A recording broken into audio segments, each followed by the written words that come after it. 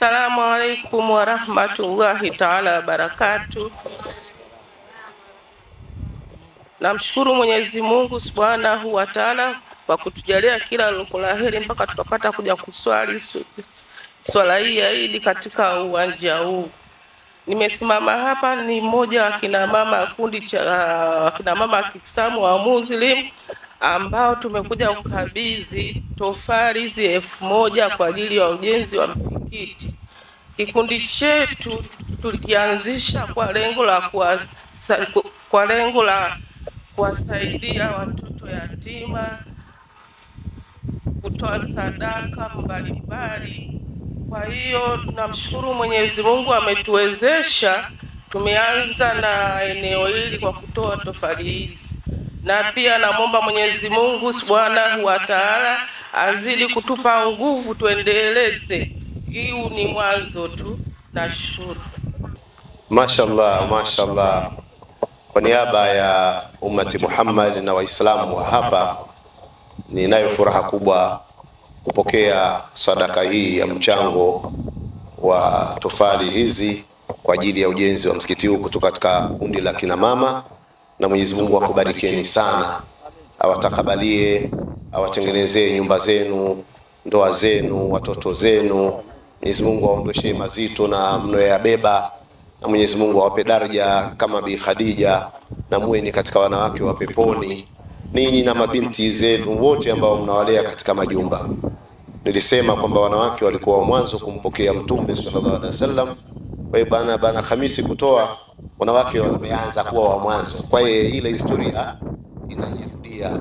Na kina mama, kinachowanusuru na kuwanyanyua ni kujitolea sadaka. Kina mama nyie mna changamoto nyingine nyingi ambazo za kimaumbile na za kinamna tulivyo zinaweza kukuchelewesheni, lakini mkitaka faster uwai kubalika kwa Mungu na kupata salama na pepo, mlango wa sadaka ndio mlango wa wanawake mkubwa. Kwa hiyo endeleeni kujipinda, lakini mwabane na kina baba kule. Kina baba wengi hawaji, kamueni kina baba kwa ajili ya Allah, watapata wao thawabu na nyinyi mtapata inshallah. Kwa ajili hiyo nitampa shekhe awaombee dua, na baada ya hapo tuweze kuendelea na mambo mengine inshallah. Shekhe wa wilaya Ilala awafanyie dua rasmi kina mama na wengine waweze kuunga jambo hili, na tutakuwa dua yetu ya khitam. Bismillahirrahmanirrahim. Alhamdulillahi rabbil alamin, salatu wassalamu ala rasulillah sallallahu alaihi wasallam. Ya Mwenyezi Mungu muumba mbingu na ardhi na vilivyomo, sisi waja wako dhaifu tuko hapa asubuhi ya leo. Tumenyanyua mikono yetu ya kawaida na mikono ya nyoyo zetu. Kwanza tunakuomba msamaha kwa yote tuliyokukosea, tuliyoyafanya kwa bahati mbaya au kwa makusudi, tuliyoyafanya mchana au usiku, tuliyoyafanya yakiwa madogo au makubwa, tuliyoyafanya kwa kujua au kutokujua, tukiamini hakuna kuyasamehe makosa haya isipokuwa wewe.